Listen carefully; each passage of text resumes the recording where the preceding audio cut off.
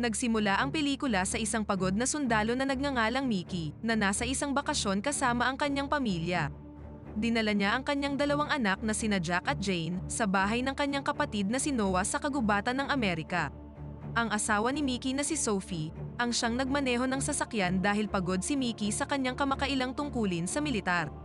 Hindi nagtagal, narating nila ang bahay ni Noah sa gitna ng kagubatan at umaasang magkakaroon sila ng magandang bakasyon. Gayunpaman, hindi ito naging kaaya-aya lalo na para kay Jane. Nang pumasok sina Mickey at Sophie sa bahay, laking gulat nila nang makitang nasa magulo itong estado na para bang sadya itong iniwan ng marumi. Sinubukan ni Mickey na manatiling positibo at inisip na maaaring lasing na lasing lang si Noah.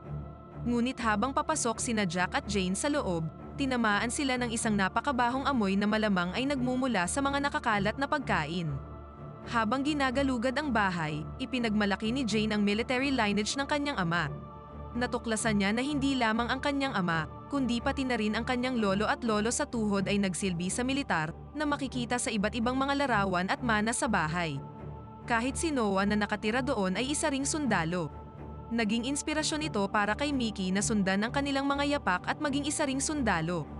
Si Mickey ay hindi lang isang ordinaryong sundalo, isa siyang retired Special Forces soldier na kilala at kinatatakutan ng siyam na malalaking bansa. Nang gabing yun, patuloy na nagrereklamo si Jane sa kanyang mga magulang dahil hindi niya gusto ang vacation spot. Pinaalalahanan ni Mickey ang kanyang mga anak na maging mapagpasalamat, ngunit na-realize niyang pareho silang umaasa na makapagbabakasyon sa beach. Gayunpaman, katatapos lang magretiro ni Mickey sa militar kaya mas pinili niyang magbakasyon sa bahay ni Noah para igalang ang military tradition ng kanilang pamilya. Kinabukasan, binisita ni Mickey ang libingan ng kanyang ama at lolo na malapit sa bahay ni Noah. Sa kabila ng kanilang respected military service, inilibing sila ng walang anumang seremonya. Kalaunan sa araw na yon, nagpaplano si Mickey ng ibang karanasan para sa kanilang bakasyon at ito ay kung paano gumamit ng baril. Lingid sa kanyang kaalaman, kanina pa pala may nagmamatsyag sa kanyang pamilya.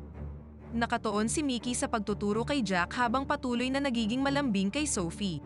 Sa kasamaang palad, hindi interesado si Jane sa pag-aaral na bumaril at malungkot pa rin tungkol sa bakasyon. Dahil dito, pumunta siya sa kanyang silid at inilabas ang kanyang pagkadismaya sa pamamagitan ng pagsigaw sa kanyang ina na sinusubukan namang pakalmahin siya. Pagsapit ng gabi, naguguluhan si Jack dahil hindi gumagana ang telebisyon sa living room. Biglang may naalala si Mickey at sinabihan ang kanyang mga anak na pumunta sa kanilang mga silid.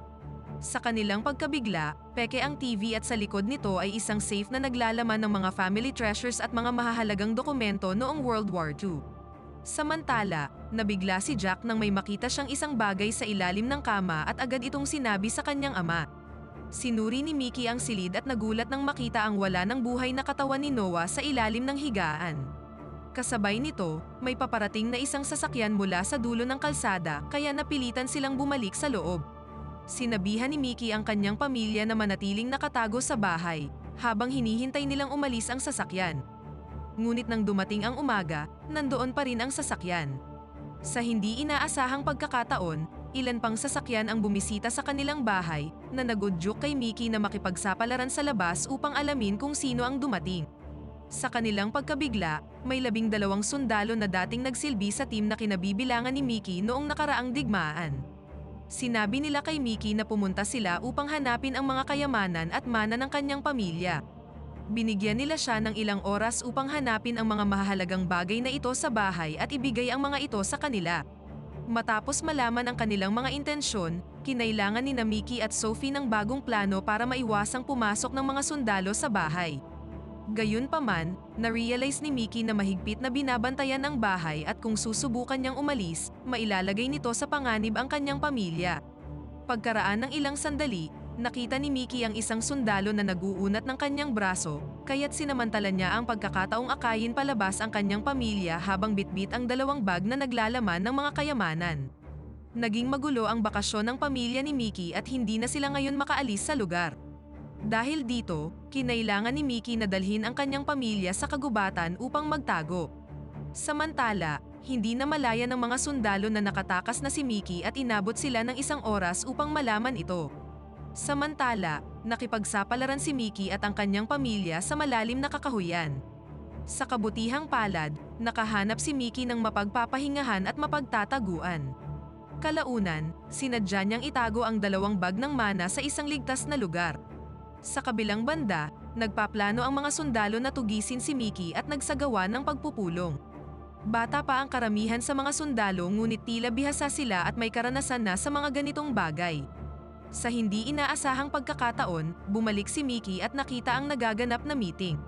Habang nagpupulong, ang isa sa mga sundalo ay binantaan ng kanilang pinuno na si Kane dahil sa hindi niya pagsunod sa utos. Noong una, inakala ng ibang mga sundalo na nagbibiro lang si Kane at tinawanan lang siya.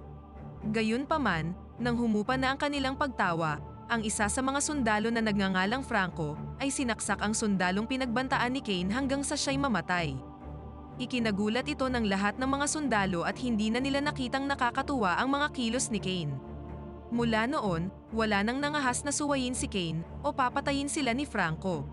Mabilis na bumalik si Mickey sa kanyang pamilya at ipinaliwanag na hindi pa sila makakauwi. Hindi niya maaaring hayaan ang mga sundalo at ang paglaban lang ang choice na meron sila. Pagkatapos, nagpasya si Mickey na harapin ng paisa-isa ang mga sundalo. Habang ginagalugad ng natitirang mga sundalo ang kakahuyan, naghiwa-hiwalay sila upang subukang limitahan ang mga galaw ni Mickey. Sa isang punto, nakatagpo ni Mickey ang isang sundalo na may pambihirang camouflage skills, ngunit mabilis niya rin itong tinalo. Kinuha ni Mickey ang radyo ng komunikasyon at tumugon sa mga mensahe ni Kane. Iginiit niya na meron na lang 10 katao at didispatsahin niya ang mga ito sa lalong madaling panahon. Samantala, nagkaroon ng ideya si Jack na sundan ang kanyang ama sa kabila ng kakaunting karanasan sa pagbaril. Sinubukan ni Sophie na pigilan si Jack ngunit sa kabutihang palad, bumalik si Mickey at tinalikuran ni Jack ang kanyang plano. Pagsapit ng gabi, hinayaan ni Mickey ang kanyang pamilya na magpahinga.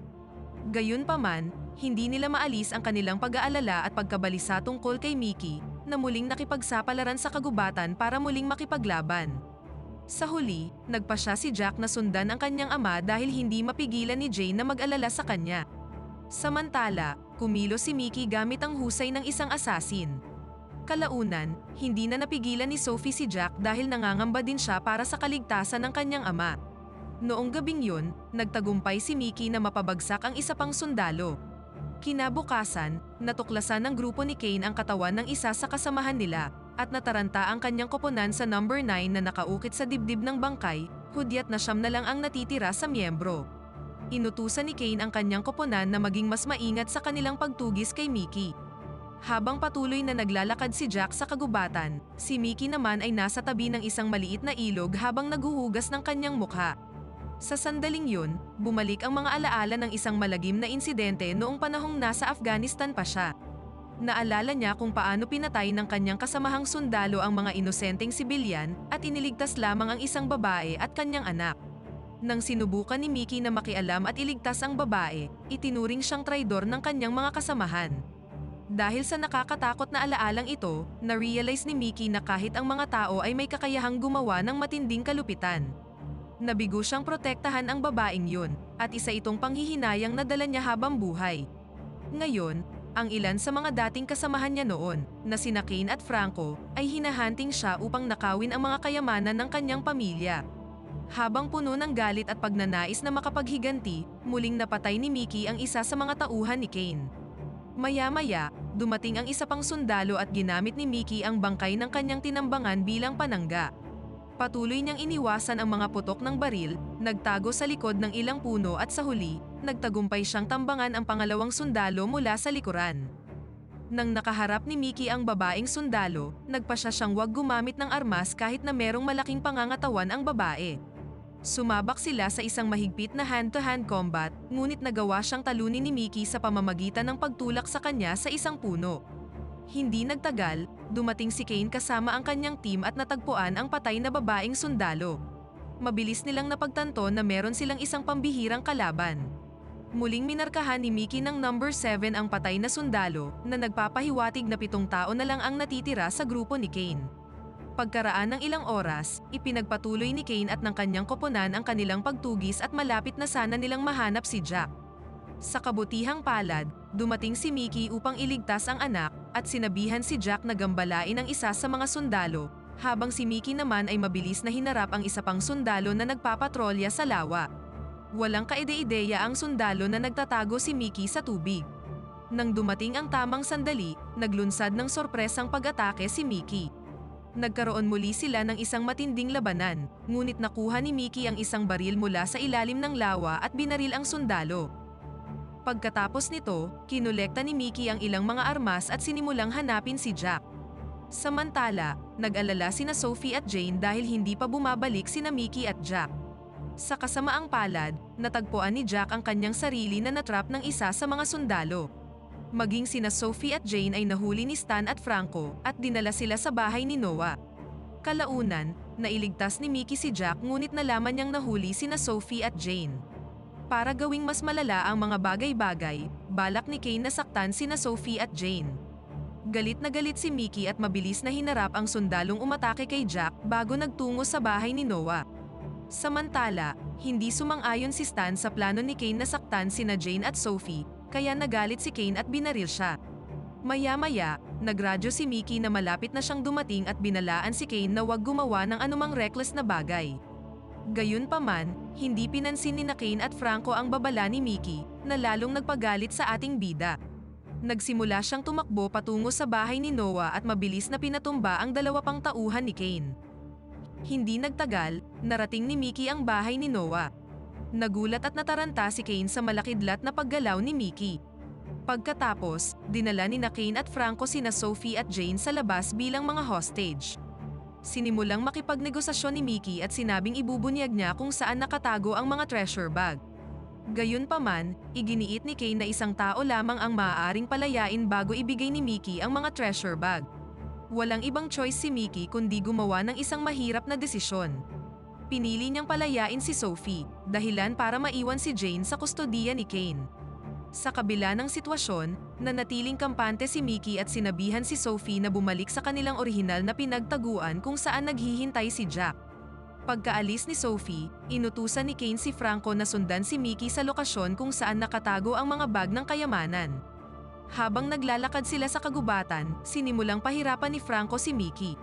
Samantala, ibinalik si Jane sa bahay ni Noah at isinailalim sa patuloy na panghaharas ni Kane. Sa huli, narating ni Mickey at Franco ang lokasyon at agad na isiniwalat ni Mickey ang mga nakatagong treasure bags. Ngunit sa sandaling maging distracted si Franco, agad na naglunsad ng pag-atake si Mickey.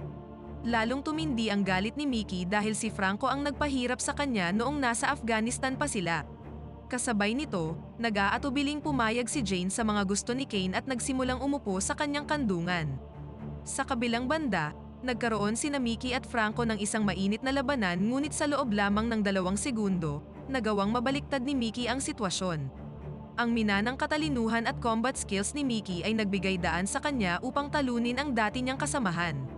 Samantala, nagawang lokohin ni Jane si Kane at matalinong nakatakas. Gayunpaman, hinabol siya ni Kane at nahuli rin sa huli ang dalaga. Sa oras na yon, dumating na si Mickey at kinailangan niyang sumunod sa sitwasyon para sa kaligtasan ni Jane. Gayunpaman, galit na galit si Kane dahil niloko siya ni Jane at pinatay ni Mickey si Franco. Sinaktan ni Kane si Jane hanggang sa mawalan siya ng malay na nag-trigger ng matinding galit ni Mickey. Sa huli, nagkaroon ng matinding laban sina Mickey at Kane. Noong una, nahihirapan si Mickey dahil mas bata at mas malakas ang kanyang kalaban. Muntik na siyang mapatay ni Kane ngunit kinailangang sumuko ni Mickey nang makitang may hawak na baril si Kane at papatayin na siya nito. Sa kabutihang palad, nagawang mabaril ni Sophie si Kane sa dibdib mula sa likod bago pa niya mabaril si Mickey. Mabilis na tinapos ni Mickey si Kane para matiyak na patay na siya. Pagkatapos ng mga pangyayaring ito, binigyan ni Mickey si Noah ng maayos na libing.